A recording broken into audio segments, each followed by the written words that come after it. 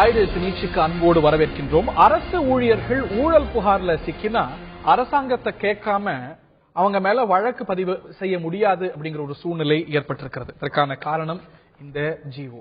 இது பல கேள்விகளை எழுப்பி இருக்கிறது. இந்த ஒரு நிலைப்பாட்டுக்கான ஒரு மூலம் அப்படின்னு பார்க்கும்பொழுது ஒரு வழக்கு IAS IPS அதிகாரிகள் மேல வழக்கு தொடுக்கணும் அப்படின்னா, அது முன்னெடுத்து செல்லணும் அப்படின்னா அதுக்கு பல செக்ஸ் அண்ட் பேலன்சஸ் வைக்கப்பட்டிருக்கிறது. அதுக்கு அனுமதி பெறணும். இது மாதிரியான நடைமுறைகள் இருக்கிறது. மற்ற ஊழியர்களுக்கு அது மாதிரி இல்லை அப்படிங்கும்போது இந்த மாதிரியான விலக்கு இந்த மாதிரி உயர் அதிகாரிகளுக்கு மட்டும் ஏன் அப்படிங்கறது அந்த வழக்குடைய சாராம்சம். ஆக இந்த ஒரு கொள்கையை ரீவிசிட் பண்ணணும் அப்படிங்கறத பத்தி வழக்கிற நிலைப்பாடு எடுக்கப்படுது. இதுல IAS IPS அதிகாரிகளுக்கு இருக்கிறது போல ஒரு சேஃப்கார்ட்ஸ், அரசுடைய அனுமதி பெறணும் அப்படிங்கிறது போன்ற சேஃப்கார்ட்ஸ் அனைத்து ஊழியர்களுக்கும் கொண்டு வந்து விடுகிறது அரசாங்கம். இது சரியா? இது ஒரு ஊழல் ஒழிப்புல ஒரு தடைக்கல்லாக இருக்காதா? லஞ்ச ஒழிப்பு விவகாரத்தில் இது ஒரு லகானை இழப்பது போன்று ஆகாதா? பல கேள்விகள் எழுகின்றன. நிகழ்ச்சியில நம்முடைய இணைகிறார்கள் முன்னாள் IAS அதிகாரி திரு முருகன் அவர்கள். நிகழ்ச்சிக்கு அவரை அன்போடு வரவேற்கின்றோம். மற்றும் சட்ட பஞ்சாயத்து இயக்கத்தை சேர்ந்த திரு ஜெயகணேஷ் அவர்கள் இணைகிறார்கள். அவரையும் நிகழ்ச்சிக்கு அன்போடு வரவேற்கிறோம். திரு முருகன், இந்த பெட்டிஷனர்ஸ் வழக்கு தொடுக்கும் பொழுது இது IAS IPS அதிகாரிகளுக்கு மட்டும் ஏன் இந்த ஒரு ஸ்பெஷல் கேட்டகரி, அவங்களுக்கு மட்டும் ஏன் சிறப்பு அனுமதி? இது ஒரு ஈக்குவாலிட்டிக்கு முரணாக இருக்கிறது. உச்ச நீதிமன்றம் பல தீர்ப்புல இந்த மாதிரி ஸ்பெஷல் ப்ரொவிஷன்ஸ் கொடுக்க கூடாதுன்னு சொல்லிருக்கு. அவங்களுக்கு இந்த சிறப்பு ப்ரொவிஷன்ஸ் இருக்கக்கூடாது, அவங்க மேல இந்த ஒரு லஞ்ச ஒழிப்புத்துறை நடவடிக்கை எடுக்கலாம் அப்படின்னு ஒரு நிலைப்பாடு எடுக்கு. அதுதான் இந்த வழக்குடைய சாராம்சம். மாறா எல்லாருக்கும் இது வேண்டாம், எல்லாருக்கும் இந்த ஒரு சேஃப்கார்ட்ஸ் கொடுத்துருவோம் அப்படின்னா இது ஒரு லஞ்ச ஒழிப்பு அப்படிங்கிற ஒரு கான்செப்ட்ல இந்த லகான இழப்பதற்கு சமமாக இல்லையா உங்களுக்கு? இல்ல, அதாவது இங்கிலீஷ் பீரியட்ல இருந்து பாத்தீங்கன்னா IAS IPS ஆபீசர்ஸுக்கு ஒரு ஸ்பெஷல் ட்ரீட்மெண்ட் உண்டு, எல்லாரும் அக்செப்ட் பண்ணது. ஏன்னா அந்த மாதிரி ஸ்பெஷல் ட்ரீட்மெண்ட் கொடுத்தாதான் மிக அதிகமான பொறுப்புகளை உள்ள அந்த அதிகாரிகள் கடமையை நன்றாக ஆற்றுவார்கள். சின்ன சின்ன இதுக்கெல்லாம் மோட்டிவேட் ஆகி தவறு செய்ய மாட்டார்கள் என்று அவர்கள் நினைத்து உலகமெங்கிலும் அது பாராட்டப்பட்டது. அது ரொம்ப பெருசா பேசுவாங்க. அந்த காலத்துல பிரான்ஸ்ல சொல்லியிருக்காங்க, நல்லா அவருக்கு 1924ல நல்ல அட்மினிஸ்ட்ரேஷன் என்னன்னு தெரியுமா? இங்கிலாந்து போகாத, நேர இந்தியாவுக்கு போ, அங்க ICS ஆபீசர்ஸ் பாரு எவ்வளவு கடமை உணர்ச்சியோடு ஆற்றுகிறார்கள் சொல்லி அதை பத்தி டிபேட். அந்த சமயத்திலும் சரி, மற்ற எந்த ஊழியர்களுக்கும் இந்த சேஃப் கார்டு கிடையாது. அவங்களுக்கு ஏன் சேஃப் கார்டு இருக்குன்னா இது சரியா அப்படின்னு கேட்டா எல்லாருக்கும் சேஃப் கார்டு கொடுத்துருவோம். யார் மேல வழக்கு பதிவு செய்யனாலும் அரசு அனுமதி அப்படின்னா இது கேலி பண்ற மாதிரி இல்லையா? நீதிமன்றத்தையும் வழக்குடைய கேலி இல்ல.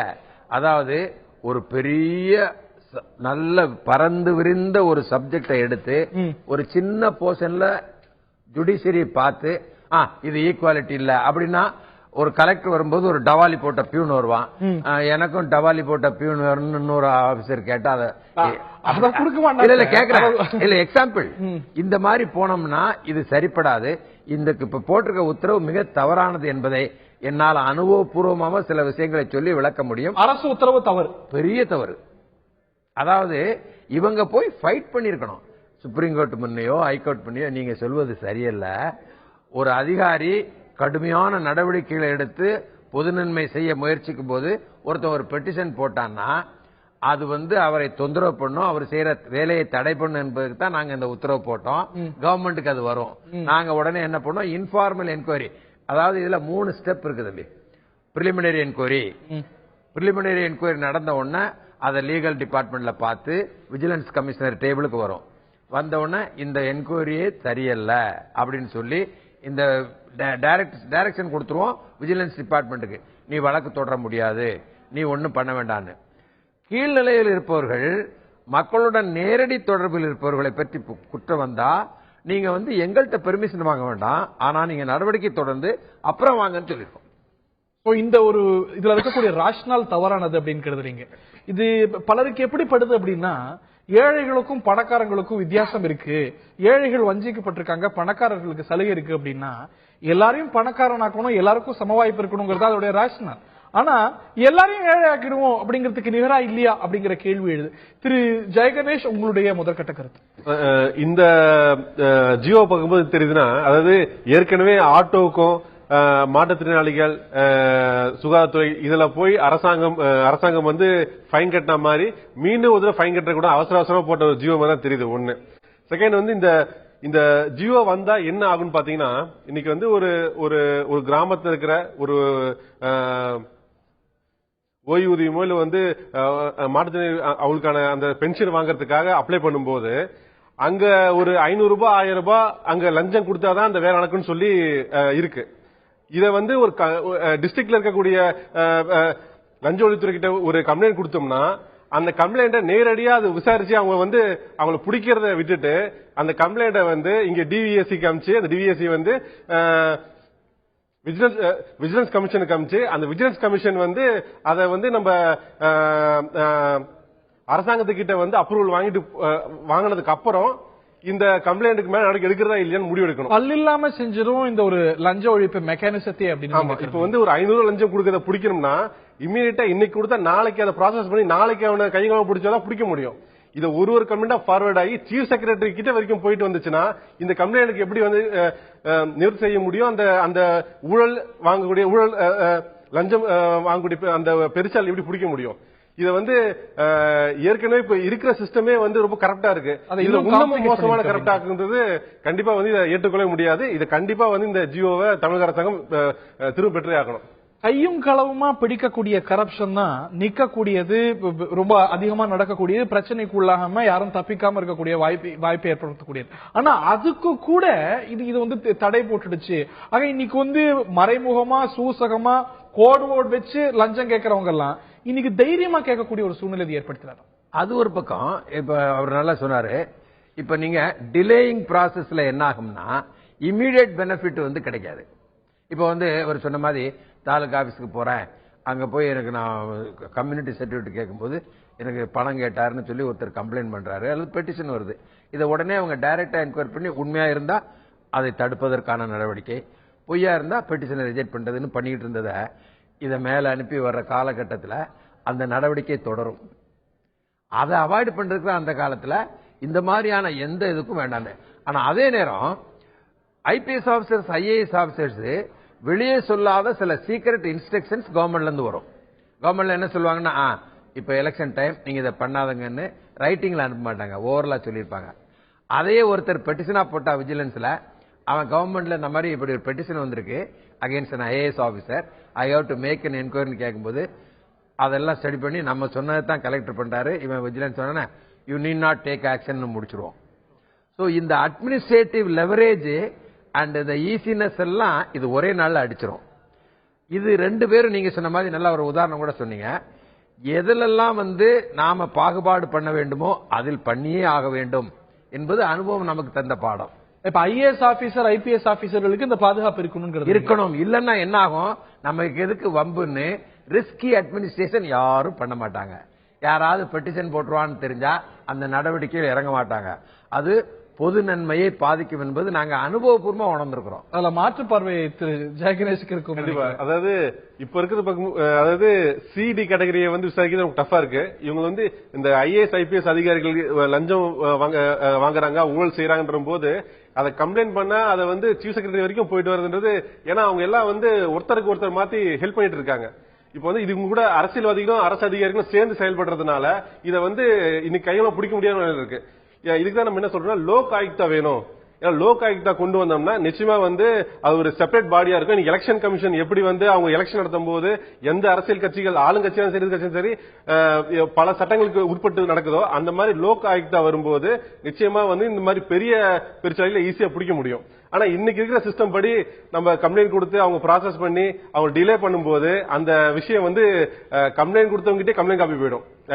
யார் தப்புனாலும் அவங்ககிட்டே கொடுத்திருக்காங்க சொல்லி கொண்டு போயிடுவாங்க. பீகார்ல அப்படிதான் வாஜ்பாய் பிரதமரா இருக்கும் பொழுது அங்க நிதிஷ் லாலு பிரதமர் நினைக்கிறேன், அந்த சமயத்துல ஒரு அதிகாரி சார்ந்த ஒரு கம்ப்ளைண்ட் வரும்பொழுது எண்ட் ஆஃப் த டே இப்ப பிரதமர் அலுவலகத்திலே நாங்க வந்து ஃபார்வர்ட் பண்ணப்படுது, அந்த அதிகாரி இறந்து போகிறார்.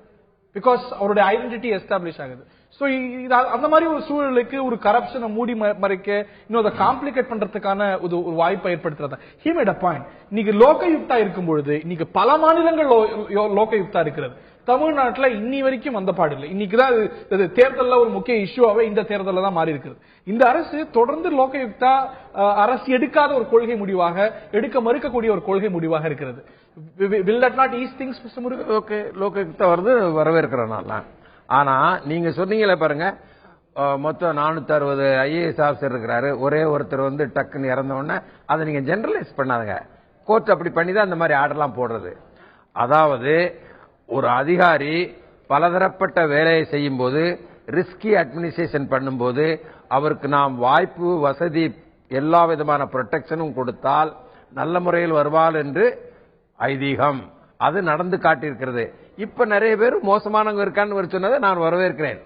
நம்ம எல்லாரும் மோசமா போயிட்டாங்க கன்க்ளூஷனுக்கு வந்து அப்ப எல்லாத்தையும் விட்டுருங்க அப்படின்னு சொல்லிட்டு எல்லாத்தையும் டவுன் கிரேட் பண்ணி இன்னும் மோசமா தான் நீங்க போறீங்க. அதை விட பழைய காலத்தில் IAS அதிகாரிகள் இருந்தது போன்ற திறமையையும் ஒழுக்கத்தையும் நன்மையும் வளர்ப்பது எப்படின்னு திங்க் பண்ணணும். இல்ல இவங்க எல்லாம் சரியில்லை, அதனால இவங்களை கீழே தள்ளுவோங்கிறது நல்லது. அல்லது புது நல்ல அரசியல்வாதிகள் வந்தா சிறப்பா இருக்கும். ஆனா இப்ப இருக்கக்கூடிய அரசியல்வாதிகள் தவறு செய்யும் போது அதை வந்து செக் பண்றதுக்கு ஒரு மெக்கானிசம். நீங்க அதை சொல்லி வாதம் பண்ணுங்க, அதை பத்தி பேசுங்க, அதை ஒரு கருத்தா எடுத்து இப்படி நீங்க பாருங்க இதெல்லாம் சரியில்லை.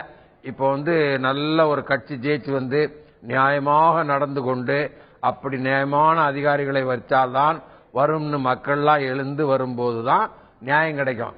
நான் வந்து பவருக்கு வந்தா எவ்வளவு சம்பாதிக்கலாம்னு எல்லாரும் கணக்கு போட்ட கட்சிகள் மத்தியில் நாம் வாழும்போது அதிகாரிகளாவது இண்டிபெண்டா இருக்கணும். 1000 பேர் வேலை செய்யற இடத்துல 100 பேர் நல்ல அதிகாரிகள் இருக்கிறதையும் இது மாதிரியான கரங்கள் குறைத்துவிடும் என்பது என்னுடைய கருத்து. இல்ல இந்த அரசு பொறுத்த வரைக்கும் இந்த இன்னைக்கு லோகயுக்தா மாதிரியான விஷயங்கள், ரைட் டு சர்வீஸ் ஆக்ட் போன்ற விஷயங்கள், இவையெல்லாம் வந்து சேவை அறிவிப்பு பெறும் உரிமை சட்டம், லோகயுக்தா இவையெல்லாம் வரும்பொழுது அட்மினிஸ்ட்ரேஷன் இன்னும் வெளிப்படைத்தன்மையாக்கும். அக்கௌண்டபிலிட்டி வரும்போது அரசுகள், இந்த அரசு அதை தடுப்பதை ஏன் தடுக்குதான்னு எனக்கு தெரியாது. பாருங்க, வரல அப்படின்னு இருக்கும்போது அதுக்குண்டான அவசியம் என்னன்னு ஆராய்ந்து நாம் செய்ய வேண்டும் என்று பிரஷரைஸ் சென்ட்ரல் கவர்மெண்ட் பண்ணி, இந்தியாவில் அநேக மாநிலங்கள் அநேக மாநிலங்கள் இருக்கின்றன, இல்லாத மாநிலங்களும் இருக்கின்றன. இருக்கின்ற மாநிலத்தில் இது ஒன்று சேர வேண்டும் என்று மத்திய அரசு மிக கடுமையான பிரஷர் கொடுத்து வர வேண்டும், வரும் என்பது என்னுடைய நம்பிக்கை.